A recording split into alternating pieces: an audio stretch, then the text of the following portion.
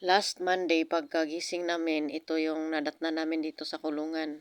Yung aming inahin na si Kabang, 68 days siya nabuntis. Tapos ito yung senaryo na nadatna namin sa kanya. Umaga nung Lunes, May 4. Tapos, ayan na. Pero nung pagka linggo pa lang, medyo may basa-basa na yung kanyang dumi. Tapos, ino-observe pa namin. Tapos ngayon, Monday na, medyo ganito na talaga. Basa na siya, tapos parang may dugo ba? So, ang ginawa namin, nagkuhan kami sa aming technician kung anong pwedeng gawin. Suggest niya nga, alamaisin na lang namin. LA, 20 ml. So, tinurok ko dyan, tigsa 10 sa kabila, 10 din sa kabila kasi yung kanyang dumi talaga basa na.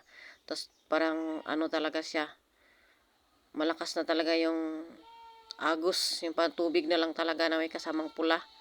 So, suspected namin na bakterya talaga to. Tapos ngayon, Friday, ganito na ang nangyari. Hindi na siya nagdumi, tapos kahit papano, kahapon, Huwebes, hindi pa siya masyado nakain. Pero ngayon, kinamagahan ng Friday, nanghingi na siya ng saging na saba. Bigay namin dito yung saging na saba at saka hinog. Tapos kumain na siya, nanghingi na kahit papano.